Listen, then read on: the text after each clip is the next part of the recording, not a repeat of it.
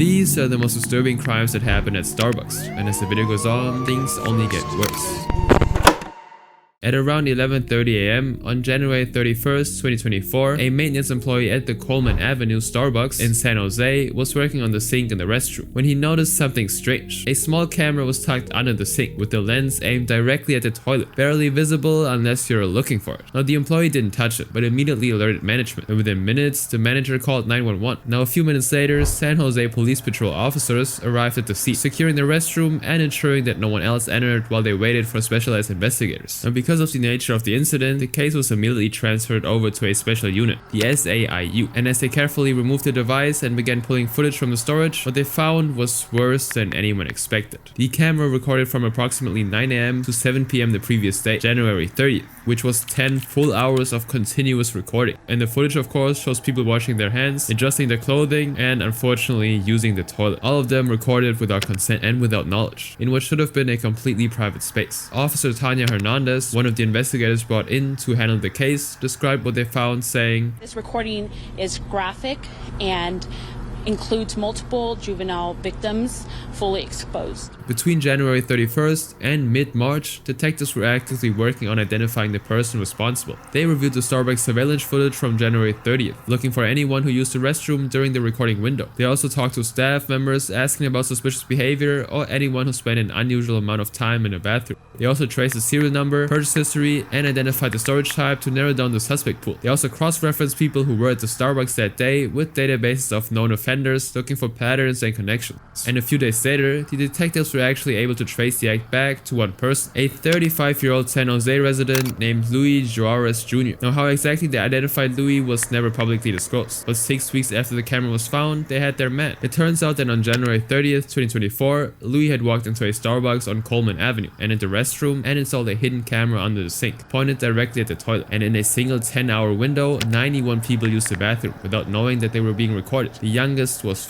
while the oldest was 85. And when the police finally tracked down Louis and searched his home, they found something that made investigators realize that this wasn't just an isolated incident. A tactical unit specialized in high-risk crime traced Louis to the San Jose home. And while executing the search warrant, they found approximately 20 firearms scattered throughout his home, including an assault rifle, an unregistered weapon, and high-capacity magazines. Now this would complicate the case even more, since Louis was a convicted felon with a criminal history that should have prevented him from owning any firearms at all, let alone an arsenal like this. But investigators weren't actually looking at the guns, they were looking at the cameras. They also seized 20 firearms, including an assault rifle, and they say they found several micro cameras. One was hidden inside this tiny toy soccer ball. There were multiple micro cameras, the kind specifically designed to be hidden in everyday objects and spaces, small enough to conceal almost anywhere, and advanced enough to record high-quality video without being detected. The discovery of those additional cameras confirmed what investigators feared from the moment they found the device at the Starbucks. This wasn't a one-time incident. Louis had been doing this for quite a while. Now detectives immediately began investigating whether there were other victims in other locations, while Louis was booked into the Santa Clara County Main Jail on March 15th and charged with possession of explicit content involving young people, installment of a hidden surveillance camera with audio, possession of high-capacity magazines, possession of an assault rifle, and possession of an unregistered firearm. And 5 days later, on March 20th, the San Jose Police Department made the case public. They released a statement identifying Louis, outlining the charges, and asking potential victims to come forward. Now, upon learning about the news of Louis' arrest, parents whose children used the bathroom felt sick, and regular customers who stopped in for coffee and used the restroom were horrified, and community members reacted with horror and anger when local news stations interviewed them. One of them, named Alex, said this: "It is a feeling of being violated, and this is wrong. You know, I'm glad they caught the person, and I hope the hammer comes down hard on them." Another resident named Marta Gonzalez was visibly shaken when she spoke to the reporters covering the incident. She explained that she and her kids used the restroom frequently, as they were regulars at Starbucks, and now she has to wonder if her children were among the 91 victims in that footage. That is just horrible. This is like a community, like everybody comes here, you know, and just to have people looking at you, that's insane. Now Starbucks corporate released a statement calling the incident deeply disturbing, and they emphasized their full cooperation with law enforcement and their commitment to customer safety. However, for the 91 victims, corporate statements don't really answer the questions that matter. Now, and the case remains open as investigators continue working, trying to identify all the victims, and also analyzing the additional cameras found in Louis's home to determine if other locations were targeted, all while building the prosecution's case to ensure that Louis faces the maximum possible consequences. And while this offender operated in secret, suspected, this next case unfolded in broad daylight, inside a Starbucks sitting directly across the street from a police station.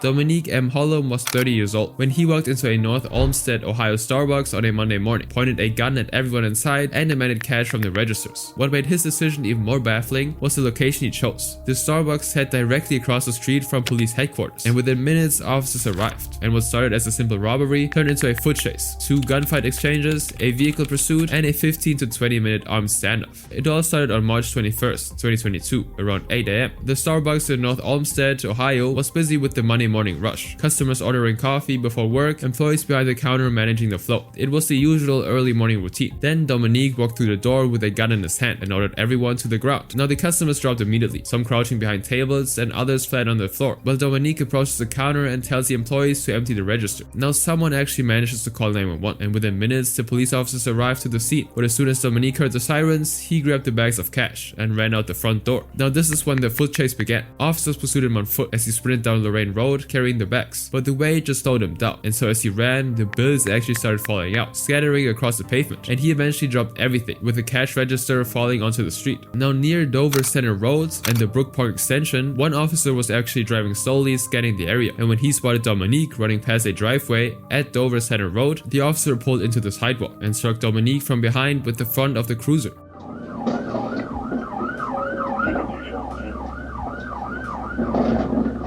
Now Dominique stumbled forward from the impact, but didn't actually go down. Then he turned back toward the cruiser, raised his gun, and fired 2 shots directly at the windshield.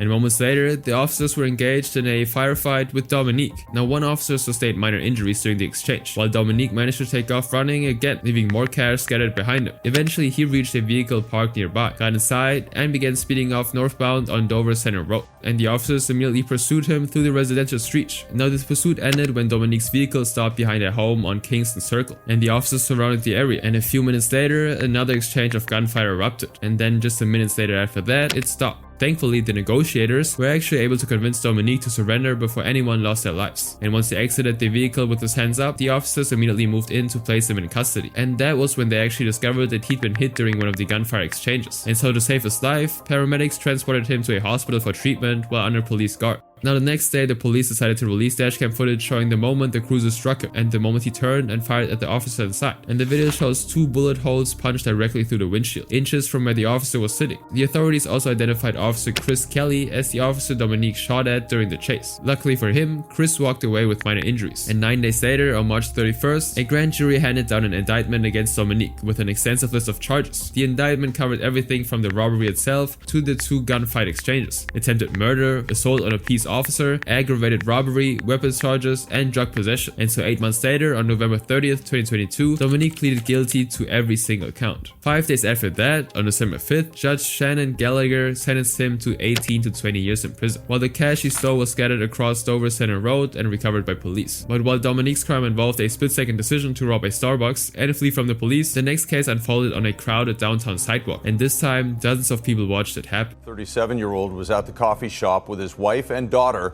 at about 5:30 Sunday when he was stabbed following what police have called a brief altercation with another man.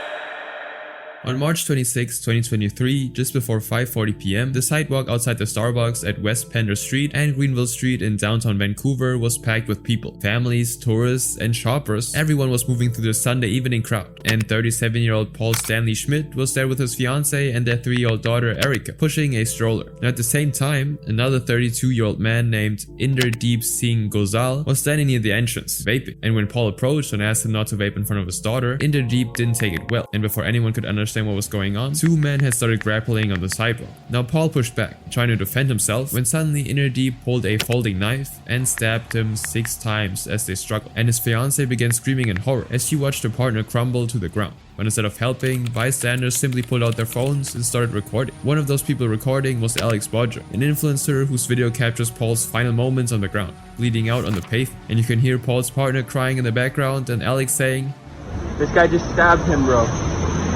He's dead. He's dead. He's dead, bro." Now Vancouver police officers patrolling nearby were flagged down by people in the crowd, and they immediately arrested Innerdeep at the scene and began performing first aid on Paul. Now paramedics then rushed him to the hospital, but later that evening, Paul unfortunately died from his injuries. And the same night, Alex Bodger uploaded the video on TikTok, and within hours, it spread on Instagram, Reddit, and Twitter. Now the next day, on March 27th, Vancouver police publicly identified both the victim and of course the perpetrator, and so Innerdeep was later charged with second-degree murder. He denied bail and was held at the North Fraser Pre-Trial Center. Now a day later, Paul's mother, Kathy Schmidt, would speak to the media expressing her grief about her son's death. People chose to videotape it and stand by and watch. That's the most difficult thing.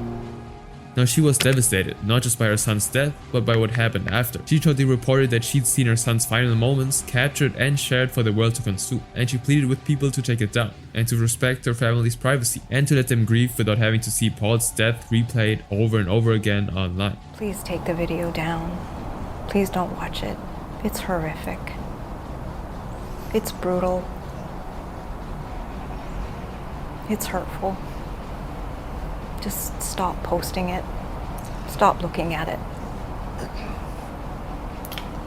Let us be in peace. But in response, Alex Bodger simply defended his decision to post the video. I find street fights pretty cool, so I ran up to take a video. Not really understanding the full grasp of what was happening, I continued to videotape. It really didn't register until the next morning. And so in the moment, it was like, holy crap, I just witnessed this. I didn't fully understand what I just witnessed. And the next morning, I woke up. The screams are playing through my head. It is not doing anybody good anymore. At first it was, it blew up. Everybody knows what's going on now. Now Vancouver Mayor Ken Sim labeled the incident both awful and tragic, emphasizing that no one should ever feel unsafe walking around the city. And to help Paul's family cope with the loss, a GoFundMe was set through the Dr. Sun Yat-sen Garden Society of Vancouver that ended up racking up almost $200,000. Now for nearly 3 years, the case moved through pre-trial proceedings under a publication ban, and on February 10, 2026, when Innerdeep's second-degree murder trial finally took place in the British Columbia Supreme Court, Innerdeep actually decided to plead not guilty, but the eyewitness report and the evidence against him was too overwhelming, as police had found a closing folding knife on Innerdeep when they arrested him, and lab tests confirmed that Paul's blood was on the blade. Inderjeet Singh Gossel is facing a charge of second-degree murder in the death of Paul Stanley Schmidt. Now as of now, the case still actually remains in court, so a decision still has yet to be made. But while bystanders stood frozen in shock during this attack, the next case happened after midnight in an empty parking lot with no witness and no one around to help. It happened in an instant. Authorities say 53-year-old homeless woman Griselda Joseph was walking near the Starbucks in Millbrae when she was hit at high speed by a BMW SUV early Monday morning. On September 20th, 2021, around 12:20 a.m., a San Mateo County Sheriff's deputy was conducting a routine business check in Millbrae when he pulled into a Starbucks parking lot. His headlights would sweep across the pavement, and that's when he would see something strange in the distance. A woman was lying face down on the asphalt, completely unresponsive. Now the deputy called for an ambulance immediately as he approached to check for signs of life, but she was barely breathing and her entire body was covered with severe injuries. Now within a matter of minutes, paramedics arrived and transported her into the San Francisco General Hospital, and upon arrival, doctors began treating her for what they describe as multiple organ injuries consistent with being run over repeatedly. Now the next day, on September 21st, investigators identified the victim as Griselda Joseph, a 53-year-old homeless woman who frequented the area. She was kind of known to spend time in the Starbucks parking lot and regularly visited the Safeway supermarket across the street from the same store. Now to get to the root of the matter, detectives immediately began reviewing surveillance footage from the nearby businesses. Now they didn't release the video to the public, but what they saw told a horrifying story.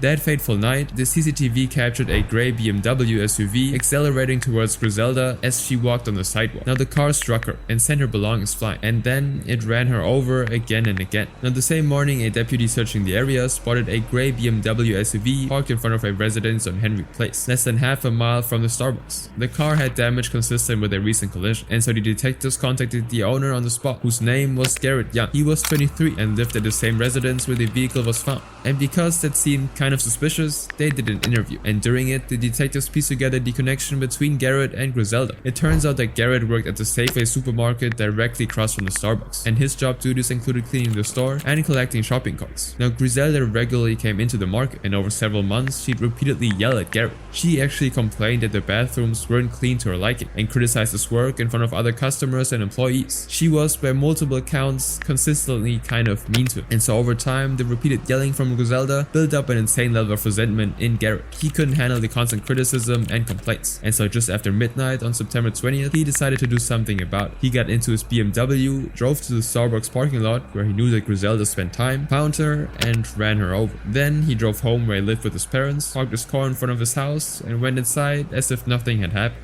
Now, detectives of course immediately placed Garrett under arrest and booked him into the McGuire Correctional Facility on an attempted murder charge. Almost immediately, Garrett's defense attorney raised concerns about his competency to stand trial because Garrett actually has documented developmental disability. KTVU legal analyst Michael Cardoza says the fact that the defendant may be disabled won't absolve him of liability in this case. There are plenty of people with mental defects that are law-abiding citizens, so that will not be an excuse. And so the court actually suspended the criminal proceedings to actually do a competency evaluation and brought in 2 independent doctors to assess Garrett's mental state to determine whether he was fit to stand trial. Now today, in fact, a judge suspended criminal proceedings after the defense questioned their client's mental competency. That means he will now be evaluated by 2 doctors. Now meanwhile, the victim's prognosis is grim. If she dies, this will likely turn into a murder investigation. Now the defendant still is being held without bail. Now 2 weeks after the attack, Griselda actually died from her injuries. She'd been fighting for 16 days, but the trauma from being run over multiple times was simply too severe. And her death actually changed everything, as the charge against Garrett was now upgraded from attempted murder to simply murder. And so on December 15, 2021, the competency evaluation results came back, and both independent doctors reached the same conclusion. Garrett was not competent to stand trial due to his disability. Now the media coverage of the incident pretty much died after that, so it's not really clear whether Garrett ever got sentenced, but we can pretty much assume that he got away with it. And while Garrett's case had more questions than answers, this next case started with something even more ordinary than a dirty bathroom complaint, a credit card that got declined and ended in tragedy. Officers responded to a very confusing event that involved a shooting inside the Starbucks. Pedro Jose Garcia was a 34-year-old man with a rap sheet stretching back to 2001, which includes charges of stolen vehicles, felony assault, burglary, drug stealing, and weapons possession. He'd been in and out of prison for over a decade. It's September 25th, 2016. The Starbucks at 7260 South Rainbow Boulevard in Las Vegas was filled with weekend customers when Pedro pulled up to the drive-thru window and handed over his card to pay for his drink. Now the employee ran it twice, but both attempts came back declined, and when the employee asked if he had another way to pay, Pedro's demeanor shifted almost immediately, and he began to argue with the employee through the drive-thru window. Customers waiting behind him started to notice the delay as the tension built, but the employee actually kept her composure, calmly explaining that she cannot hand over the drink without the payment. But Pedro's voice only grew loud, and eventually he pulled away from the window, but instead of leaving, he drove around to the back of the Bank of America next door, parked out of sight, and walked back into the Starbucks to confront the employee. So police tell us that it starts at this drive-through window. The suspect trying to pay for a drink, but his credit card was denied. A 41-year-old man named Alexander Kutshivili was present at the scene, and as he saw the argument escalating, he decided to defuse the situation. Now the customers began edging away, instinctively sensing the danger, and at that moment, Pedro pulled out a gun. Now instantly, panic erupted as people dropped to the floor and scrambled behind chairs and tables, while the employees ducked behind the counter. He fired into the ceiling, shouting and waving the weapon. Now Alexander was still standing, still believing he could talk Pedro down, but it unfortunately didn't turn out as he planned. Pedro said, "Go for it, dog. I'm not gonna tell you again. Play cowboy with me, dog." Then Pedro would aim the gun directly at Alexander's chest and fire. Now he would collapse, with blood spreading across the floor. And so at 11:26 a.m., multiple 911 calls flooded into dispatch, and police were sent to the Starbucks immediately, treating it as a possible hostage situation. But while officers were racing to the scene, Pedro made another call to 911 himself. He gave a fake description of the shooter, lying about what the suspect looked like, what they're wearing, and where they went. He was trying to misdirect investigators, sending them looking for someone who doesn't actually exist, while he blends in with the victims. And so when the officers arrived, they evacuated everyone outside, and as customers and employees filed out, Pedro simply walked out with them, pretending to be just another terrified witness. And for a while, the officers couldn't actually identify who was behind the shooting due to the conflicting stories. But as officers actually interviewed people at the scene, their stories didn't match with the 911 call Pedro made. And after matching the stories and tracing the suspected call, they managed to identify Pedro in the evacuated group and took him into custody. Now inside the Starbucks, paramedics were working on Alexander, performing CPR and trying desperately to save him. They then transported him to the Spring Valley Hospital Medical Center, but unfortunately at 12:49 p.m., less than 2 hours after the gun attack, Alexander was pronounced dead. Metro says it started after an argument escalated between 2 men. The suspect shot the other man in the chest. Witnesses inside that Starbucks tried to save that man as they attempted CPR. He died later at a local hospital. Meanwhile, parents waited Thankfully for Kim Plank, she received a call early, relieved her 20-year-old daughter was safe. So my daughter called and she works the drive-thru at Starbucks, and she said guy came in with a gun, she got down, and then when she had a second, she jumped out the window of the drive-thru. Now, after police took him into custody, Pedro actually told them that there was a bomb in the backpack he'd left inside the Starbucks, and the bag was kept at the doorway while he'd walked out and blended into the crowd. And so federal agents were called in and a bomb squad arrived, as nearby businesses were told to evacuate from the crime scene, and people were moved to shelter-in-place positions while bomb technicians deployed a robot to examine the backpack. A potential bomb threat that has since been cleared and an alleged hostage situation. Police say calls came in about this being a hostage situation because of the way customers and employees were describing it to 911. But of course, when the bomb squad eventually opened the bag using the robot, they of course didn't find any explosive device inside. So at 2:13 p.m., more than 3 hours after the gun attack, the scene was declared safe. And the next day, September 26th, Pedro Jose Garcia was booked on a lengthy list of charges, which includes open murder with a deadly weapon, robbery with a deadly weapon, burglary while possessing a weapon, and discharging a gun at an occupied structure. However, because of his criminal history, he was also charged with possession of a gun by a prohibited person. Now, it nearly took 2 years after the gun attack, on August 2nd, 2018, that Pedro was sentenced to life in prison, with the possibility of parole after 14 years. Tonight we're learning Cucciavilli, who friends called Sasha, was a regular at this Starbucks. Police reports now showing why investigators say Pedro Garcia shot him. Police say Garcia called them during the shooting. He told police Cucciavilli appeared to be reaching for something. On the phone, police can hear a man moaning in the background as Garcia shouts, "Go for it. Not going to tell you again? Play cowboy with me." He was sent to Southern Desert Correctional Center to begin serving a sentence, but his time in prison was actually way shorter than anyone expected. On January 15, 2023, Pedro actually died, and the coroner ruled it as an accidental methamphetamine intoxication. Now, how he obtained the drugs inside the facility was never publicly disclosed, but the Southern Desert Correctional Center did have a documented drug smuggling problem at the time, so we can kind of connect the dots. But while Pedro's violence erupted inside the Starbucks for everyone to see, the next case started with someone who simply didn't show up for their shift, and by the time anyone realized something was wrong, it was already too late. We begin with breaking news. A sad end to the search for a missing woman, Whitney Heichel. Investigators have found her body, and they did make an arrest tonight in her death.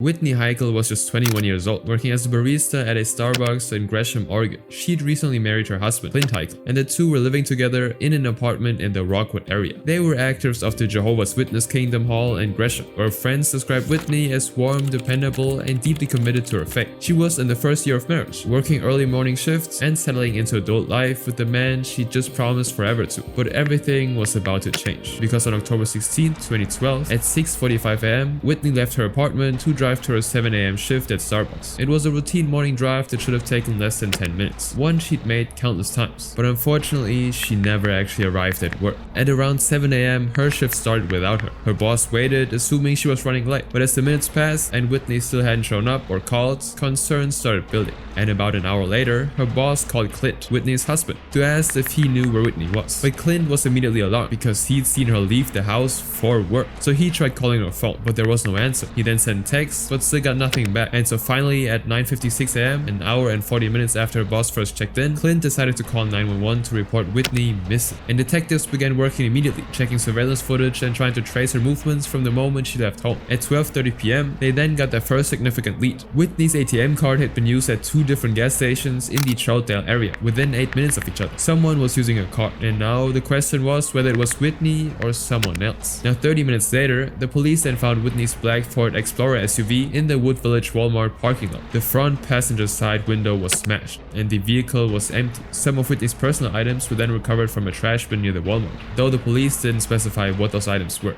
Now the discovery of a vehicle confirmed everyone's fear. Whitney had been taken by somebody, and so the next day the police started spreading pictures of her across local news, and they also put together a search party as volunteers combed areas near where her SUV was found, including Dodge Park and Larch Mountain. The investigators had previously noticed mud on her tires and believed that whoever drove it had taken making it through those areas. Now the same day, investigators flagged a 24-year-old man down named Jonathan Holt. He was a person of interest. He lived in Whitney's apartment complex and attempted the same congregation. And when they finally tracked him down on October 19, he agreed to sit for an interview. And during the interview, Jonathan told the detectives that he'd actually been mugged by 2 men the previous day. He described the incident in detail, explaining how it happened, what the men looked like, and what they took. But the detectives immediately noticed inconsistencies in his story. The details simply didn't add up, and his timeline shifted when he was questioned again. The story simply felt rehearsed, but poorly executed, like someone trying to create an alibi without thinking it through. And because of those inconsistencies, detectives asked Jonathan to submit to fingerprint and DNA analysis, and he actually agreed, likely believing it would clear him and make his mugging story more credible. And they say Holt's interviews with detectives didn't add up. During this time, we obtained DNA and fingerprints from Holt. Now on October 18, at around 5:30 p.m, 2 children actually found Whitney's cell phone in the bushes near the Troutdale Terrace Apartments area, and the mother of one of those girls, April Fletcher, picked it up and saw Whitney's face on the screensaver. She recognized her from the missing person coverage and immediately reported it to the police, but everything came to a halt on the night of October 19, when the authorities found Whitney's body on Larch Mountain, about a 40-minute drive from her home in Gresham. Now around the same time, the DNA analysis Jonathan Holt agreed to came back, and his fingerprints and DNA matched the ones the officers found inside Whitney's SUV. This is what Whitney Heichel's family and the entire community had feared most, and police say the man who murdered Whitney was not a stranger. He lived in her apartment complex. And so he was taken into custody for investigation of aggravated murder. 3 days later, on October 22nd, prosecutors then filed major charges against Jonathan. 7 counts in total, including kidnapping, robbery, intimate violence, and murder. Because after conducting an autopsy, the medical examiner confirmed that Whitney's cause of death were multiple gunshot wounds. And so all these charges directly reflected what Jonathan confessed to doing before he shot her. And the next day, on October 23rd, a court document laid out the sequence of events based on Jonathan's eventual confession. We just got this minutes ago from the Sheriff's Office, and the probable cause summary from the Sheriff's Office says Jonathan Holt admitted under questioning to a state police sergeant on Friday details of Whitney's murder and that he assaulted her. Apparently, Jonathan had waited outside Whitney's apartment the morning of October 16. When she came out to leave for work, he approached her and asked for a ride. And Whitney, trusting him as a neighbor and fellow congregation member, said yes. Now, about 5 minutes into the drive, Jonathan decided to pull out a handgun and forced Whitney to drive to Roseland Lake, a remote area where he knew they'd be alone. Then he forced her to perform an intimate act and then shot her 4 times. Now after killing her, Jonathan threw his phone into Roseland Lake, trying to eliminate evidence that would place him at the scene. He then moved Whitney's body to Larch Mountain, choosing an even more isolated location where he believed she wouldn't be found. He then drove her SUV to the Walmart parking lot and smashed the passenger window to make it look like a carjack. He used her ATM card at the gas station to further muddy the timeline, and then went home and simply waited. And when the police started investigating, Jonathan inserted himself into the case, volunteering to give information and telling the mugging story to explain any evidence that might tie him to, but his dies of course collapsed after the DNA evidence sealed his fate. And so on July 8, 2013, Jonathan pleaded guilty. He was sentenced to life in prison without the possibility of parole, and the plea counts included 3 counts of aggravated murder, 1 count of first-degree kidnapping, and 2 counts of first-degree robbery. I'm sorry, but at the same time I know that that doesn't mean anything.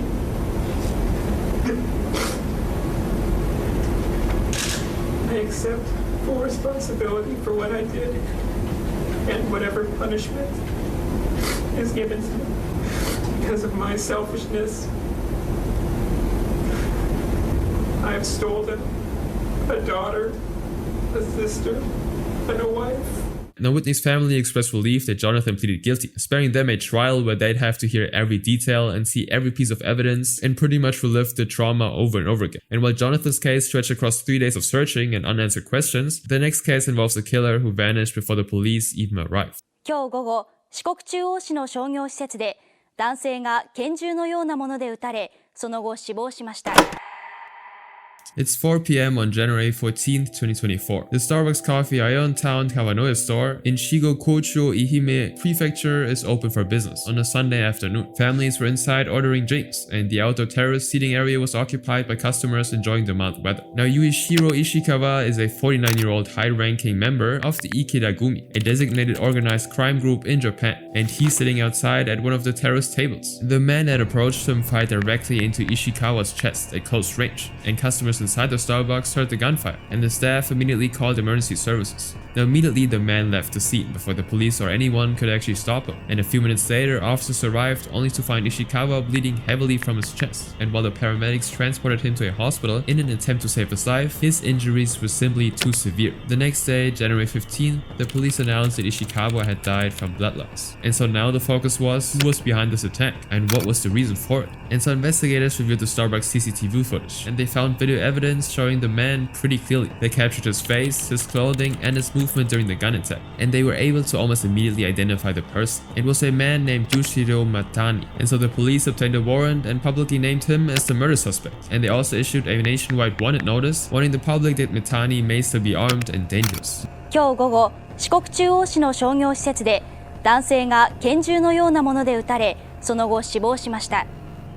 男性を撃った男は現在も逃走中で、警察は殺人事件として行方を追っています。Now the description released to the public includes specific identifying details, his clothing at the time of the gun attack, his facial features, and something particularly distinctive. He had missing fingers on his left hand, a detail often associated with Yakuza members who've undergone yubitsume, a ritual finger amputation, as an apology or show of loyalty within organized crime groups. Now the police stated that they believed that there was a personal dispute between Mitani and Ishikawa, but they didn't elaborate on what that dispute involved or how long it had been ongoing. Now a week later, on January 22nd, police conducted a search connected to Mitani's organized crime ties, and he was actually described as an executive member of the Ikeda-gumi, a designated Yakuza group, and so officers searched the Ikeda-gumi office in Okayama City, hoping to find him or just gather information about his whereabouts, but he wasn't there. Now by this point, the police had received about 160 tips from the public, but none of them actually led to Mitani's capture. He's been on the run for over a week now, and despite the nationwide alert, he's managed to stay hidden. Now 3 weeks would actually pass, and by February 14th, the tips had increased to around 280, but Mitani was still at large. Now the police continued issuing public warnings and appeals for information, because the longer he remained free, the more concern would build about where he might be and whether he's still up. And when they still didn't locate him 6 days after, on February 20th, police released a public information video designed to help citizens identify Mitani if they encounter him. Now this video features his photo from the CCTV footage, details about his physical characteristics, including his height of 5'4", the missing fingers on his left hand, and illustrations showing possible disguises he might use, such as masks, glasses, or hats. 愛媛県警が公開したのは30秒の動画です。動画では殺人容疑で公開手配している岡山市の特定抗争指定暴力団池田組の幹部前谷雄一郎容疑者の特徴などを紹介しています。And this video again spread across Japanese media as news outlets ran coverage of the manhunt. And thankfully, this actually helped, because 2 weeks after the video release, on March 5th at around 6 AM, investigators finally located Mitani. He was at a private residence in Okayama Prefecture. And once they confirmed his location, officers moved in and took him into custody on suspicion of murder, ending the nearly 2-month manhunt. 前谷容疑者の乗った車が入ってきました。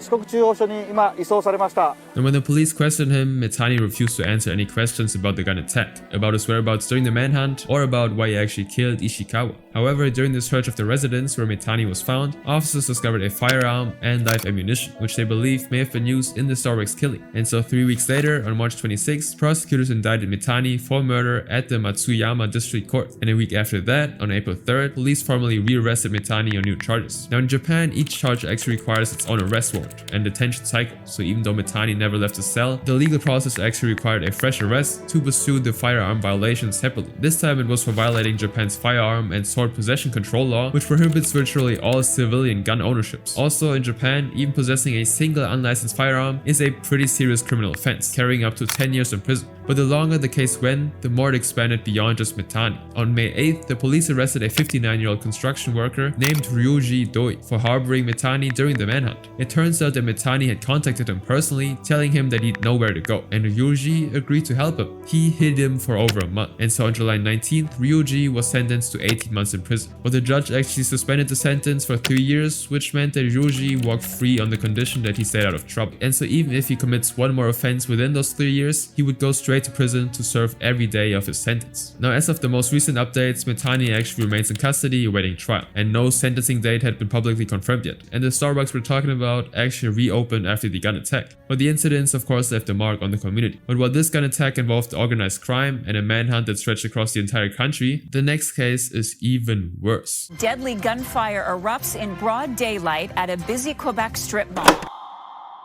On October 1st, 2025, at 10:30 am, two men walked into a Starbucks in Laval, Quebec during the morning rush, but they weren't actually there for coffee. Surveillance footage showed them moving directly toward a specific table where three men were sitting. They knew exactly who they were targeting, and seconds after, they opened fire. Deux individus qui font éruption se dirigent vers le fond de la salle et ouvrent le feu faisant... One of the men sitting at the table was Charalambos Bobby the Greek Theologu, a well-known gang member in the city, and he was already hit multiple times, and his two companions, believed to be members of his gang, were also shot. Now within seconds, the shooters turned and ran out of the Starbucks. They disappeared into the plaza, leaving only chaos behind. Several shots are fired. The two men then turn and run out.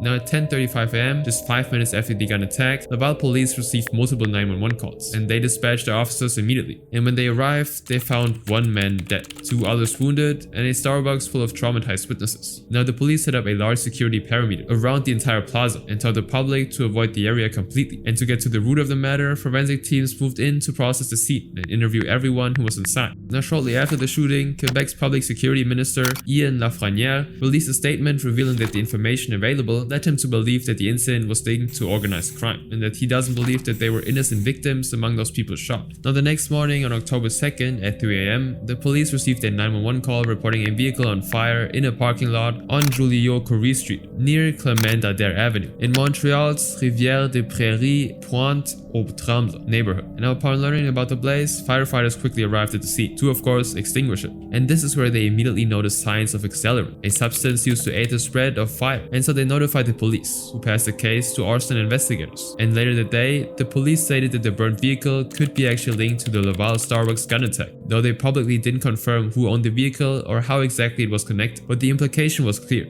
The shooters likely used the vehicle to flee, then torched it to destroy the evidence. Now the same day, the surveillance video from the Starbucks was released publicly, and it shows the two suspects entering the area, moving directly toward the victim, and then running out as customers and staff take over. And on October 3rd, Quebec's coroner office confirmed the identity of the man who died, as again mentioned, the widely known gangster known as Bobby the Greek. He was somebody who actually had a criminal history which included drug trafficking, weapons possession, and conspiracy. He'd already served 4 years in prison for conspiracy and aggravated assault in 2007, and was even sentenced to 5 years in prison in 2010 for drug trafficking. Now one of the wounded men were also identified as 45-year-old Elias Hodges, who was allegedly known to be Bobby's right-hand man. But as for the other wounded man's name, it was never actually publicly confirmed. But he of course was most likely also connected to Bobby and his criminal operations. Now, the person who appears to have been the main target was shot and killed, a man in his 40s known on the streets as Bobby the Greek.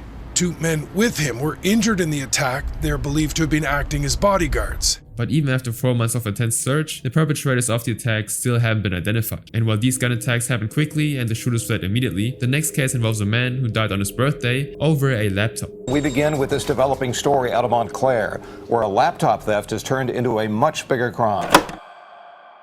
It's December 31st, 2019 at 11:37 am. A young man named Shu Zheng is working on his laptop at a Starbucks in Oakland's Montclair district, located on the 2000 block of Mountain Boulevard. It's his 34th birthday, and he's planning to celebrate with friends that evening and ring in the new year. Now Shu is an engineer and research scientist at Aspra, an IBM company based in Emeryville, and he often comes to the Starbucks to work. But outside the building, a car is slowly circling the block. Inside is 22-year-old Byron O.J. Reed Jr. behind the wheel, while 18-year-old Kedron Wiggins is in the passenger seat, and 21-year-old Javon Lee is keeping his eyes fixed on the entrance, serving as a lookout. Kedron stepped out, walked straight into the Starbucks, and snatched the laptop from Shu's table before he could actually react and bolted back to the car. Now Shu jumped up immediately and chased after, and he wasn't thinking about any danger. Instead, he simply ran out of the Starbucks and saw Kedron getting into the getaway car. Now Byron started driving, trying to pull away before Shu could catch up, but Shu was way faster than expected, and he reached the car and grabbed onto the door handle, clinging to the vehicle as Byron accelerated. Now despite that, Byron didn't stop. Instead, he kept driving, speeding up even, trying to shake Shu off. But Shu just held on, his body half on the car, half dragging along the pavement, all while he kept screaming at them to stop, desperate to get his laptop back. Now as the car sped up, Kedron kicked Shu off the vehicle, and in an instant, Shu hit the ground, and Byron drove right over, before crashing into a parked vehicle on the side of the road. Now the impact was brutal, but Byron wasn't done. As Shul lay on the ground, Byron actually ran him over again with the getaway car and crushed him with the car before speeding away. Now witnesses who saw the thing unfold immediately called 911, and within minutes paramedics arrived to transport Shul to the hospital. But his injuries were absolutely catastrophic and he was barely clinging on to life, and sadly later that evening Shul died from his injuries at the hospital. Now the police responded to the scene and began reviewing surveillance footage from the Montclair Village Association camera network, and the footage they were able to get their hands on showed the getaway car circling before the theft, the laptop snatch inside the Starbucks, and the chase outside that ended with Shul being run over. Now, investigators immediately identified the vehicle, and it didn't take long for them to trace it back to a home in the 9400 block of MacArthur Boulevard in Oakland. And so at around 4 p.m, just hours after the incident, the police arrested 2 suspects at an address described as Byron's sister's residence. And so Byron O.J. Reed Jr. was charged with murder and second-degree robbery, while Javon Lee was charged with involuntary manslaughter and second-degree robbery as well. Now this news actually hit the Montclair community hard, because Shul wasn't just a random victim. He was a regular at that Starbucks. People knew him to be quiet and always focused working on his laptop, and now he was dead because 3 men wanted to steal it. And so on January 5th, 2020, a vigil was held at the Montclair Starbucks as friends, co-workers, and community members gathered to remember Shul. Now on January 31st, 2020, exactly 1 month after the theft, the police arrested the 3rd suspect, which was Kedron Wiggins, who was actually the person who grabbed the laptop inside the Starbucks. And so 2 days later, on February 3rd, 2020, prosecutors filed charges against Kedron as well. And on January 7th, 2022, Kedron was then sentenced to 12 years in prison, and Javon was sentenced to 10 years. But Byron's sentencing actually took longer, because his case kept moving through the courts for years because it involved additional factors, such as murder committed during a robbery. But finally, on June 25th, 2025, more than 5 years after Shul's death, Byron was sentenced to 30 years to life in prison. But while this case ended with a man who made one split-second decision that cost him everything, the final case started with 3 employees dead over a safe that was never actually opened.